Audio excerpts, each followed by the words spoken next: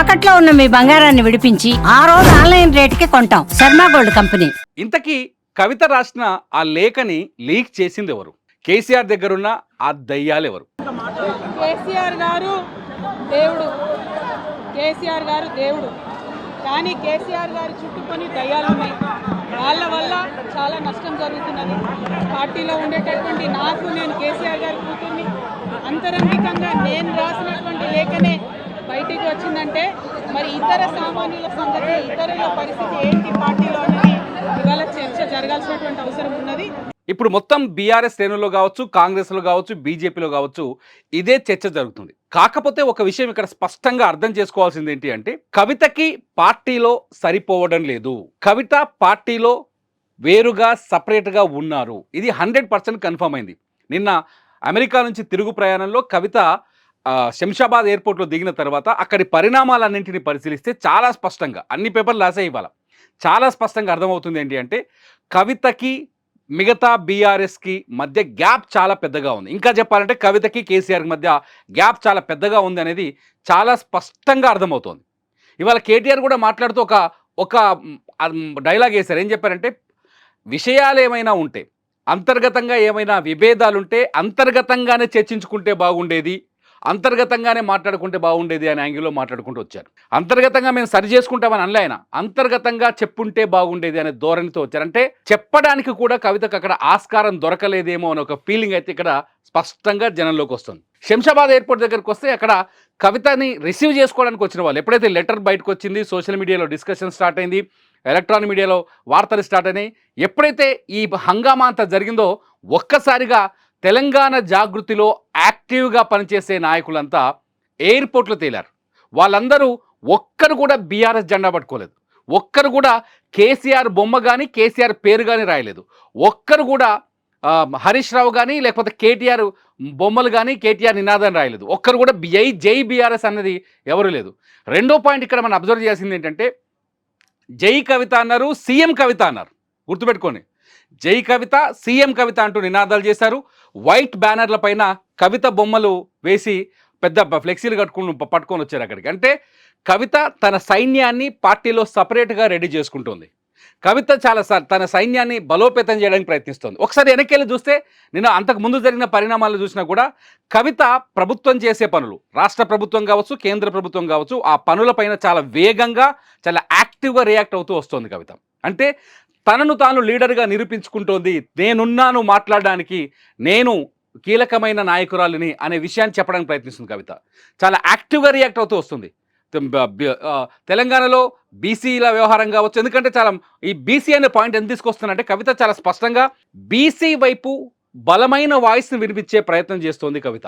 బీసీల లెక్కింపు విషయంలో ఏదైతే సర్వే చేసిందో ప్రభుత్వం, ఆ సర్వేకి పరోక్షంగా మద్దతు ఇచ్చింది, ఆ సర్వే గురించి ఆరాధించింది, ఆ సర్వే పైన విమర్శలు కూడా ప్రభుత్వం పైన చేసింది. ఎట్ ది సేమ్ టైం ఒక బీసీల నినాదంతో కాంగ్రెస్ నుంచి బయటకు వచ్చిన, బహిష్కరించబడిన, ఇంకా చెప్పాలంటే కాంగ్రెస్ నుంచి బహిష్కరణ వేటుకు గురైన ఒక ఎమ్మెల్సీ, ఆయన కొత్తగా ఎమ్మెల్సీ అయ్యాడు. ఈ ఫ్యామిలీ పైనే ఆరోపణలు చేస్తూ, రకరకాల విమర్శలు చేస్తూ ఆయన ఎమ్మెల్సీ దాకా ఎదిగిండు, ఒక మామూలు జర్నలిస్టు.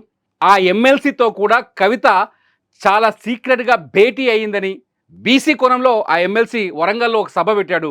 ఆ సభ తర్వాత కవిత కూడా వాళ్ళతో కనెక్ట్ అయింది, ఆ ఎమ్మెల్సీతో మాట్లాడిందని ఒక చర్చ జరుగుతుంది. ఎంత చూస్తుంటే కవిత తన మట్టి, తన జనాన్ని, తన మనుషుల్ని సపరేట్గా పోగు చేసుకుంటున్నారనేది అర్థమవుతుంది. ఎట్ ది సేమ్ టైం పార్టీకి సంబంధం లేకుండానే కవిత జిల్లాలో టూర్లు చేశారు. నిన్న చాలా స్పష్టంగా కవిత ఎయిర్పోర్ట్లో మాట్లాడిన మాటలు ఈ పాయింట్ కూడా మనం అబ్జర్వ్ చేయొచ్చు. చాలా స్పష్టంగా చెప్పారు ఆమె, నేను ఇప్పటివరకు తెలంగాణలో సగం ప్రాంతాన్ని పర్యటించాను, సగం ప్రాంతాల్లో పార్టీ క్యాడర్లో ఉన్న అభిప్రాయాలనే తీసుకొచ్చి నేను కేసీఆర్ గారికి, మా పార్టీ అధినేతకి లేఖ రాశాను. ఈ లేఖలు సహజమైనవే, ప్రతిసారి మేము పార్టీలో ఒపీనియన్స్ని లేఖల ద్వారా నేను పంపిస్తూ ఉంటాను, కాకపోతే ఆ లేఖను లీక్ చేసిన దయ్యం ఎవరు అని అన్నారు. ఈ విధంగా కేసీఆర్ గారికి ఇదివరకు కూడా నా ఒపీనియన్స్ ఎప్పుడున్నా కూడా లేఖ ద్వారా చెప్పడం జరిగింది. అయితే ఈసారి నేను మొన్ననే చెప్పున్నాను, కుట్రలు కుతంత్రాలు జరుగుతూ ఉన్నాయని. నేను చెప్పిన కొద్ది రోజుల్లోనే మరి నేను అంతర్గతంగా కేసీఆర్ గారికి రాసినటువంటి ఉత్తరం బహిర్గతం కావడం అన్నది, ఇది మరి ఏం జరుగుతుందో అన్నది పార్టీలో ఉన్నటువంటి మనందరం తెలంగాణ ప్రజలందరూ కూడా ఆలోచించుకోవాల్సినటువంటి విషయం. నేను వేరే ఏం విషయాలు చెప్పలేదు. నేను కేవలం పార్టీలో ఉండేటటువంటి అన్ని స్థాయిలో ఉన్నటువంటి నాయకులందరూ అనుకుంటున్నటువంటి విషయాలు. దాదాపు సగం తెలంగాణ నేను ఈ సందర్భంగా ఈ మధ్యలో టూర్ చేసినటువంటి సందర్భంలో తెలంగాణ ప్రజలు అనుకుంటున్నటువంటి విషయాలను మాత్రమే నేను పెద్ద ఎత్తున చెప్పడం జరిగింది తప్పితే నా పర్సనల్ ఎజెండా ఏమీ లేదు. సో కవిత ఏం చేసింది? తెలంగాణలో పార్టీస్కి సంబంధం లేకుండానే తెలంగాణ పర్యటనలో 50% పూర్తి చేసింది. మిగతా ప్రాంతాల్లో కూడా పనిచేయడానికి రెడీగా ఉంది. కవిత సన్నిహితులు కావచ్చు, కవిత దగ్గర ఉన్న వాళ్ళతో మాట్లాడుతూ కూడా ఈ విషయాన్ని చాలా స్పష్టంగా చెప్తున్నారు.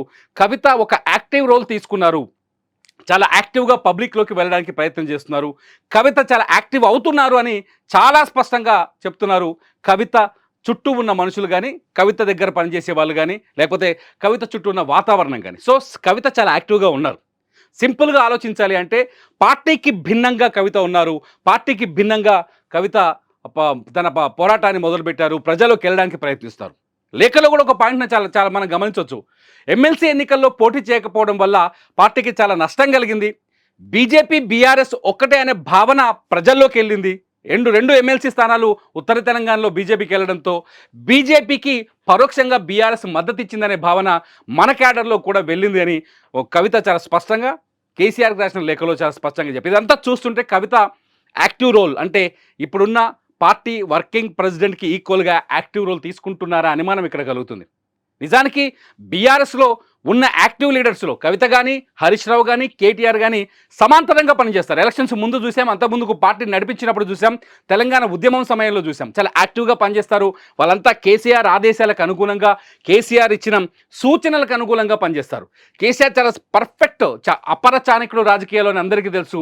ఎవరిని ఏం చేయాలో చాలా స్పష్టంగా దిశానిర్దేశం చేస్తారు కేసీఆర్. ఆ దిశానిర్దేశానికి అనుగుణంగా పనిచేస్తారు. కానీ ఈసారి కవిత కేసీఆర్ ఆలోచనకు భిన్నంగా మూవ్ అవుతున్నారనేది మాత్రం ఇక్కడ మనకు అర్థమవుతుంది. సో ఇదంతా చూస్తుంటే పార్టీకి కవితకు మధ్య గ్యాప్ చాలా పెద్దగా ఉందేమో అనే చర్చకైతే ఆస్కారం ఏర్పడింది. ఇంకో పాయింట్ ఏంటంటే కవిత మాటలోనే వెళ్దాం. ఒకవేళ కవిత చెప్పినట్టుగా పార్టీలో భిన్నాభిప్రాయాలు కావచ్చు, కింది స్థాయి కార్యకర్తల అభిప్రాయాలను కావచ్చు, నాయకురాలుగా అధిష్టానానికి లేఖ ద్వారా ప్రతిసారి తెలియజేస్తున్నానని చెప్పొచ్చు. కానీ కవిత లేఖను బయట పెట్టాల్సిన అవసరం ఎందుకు వచ్చింది?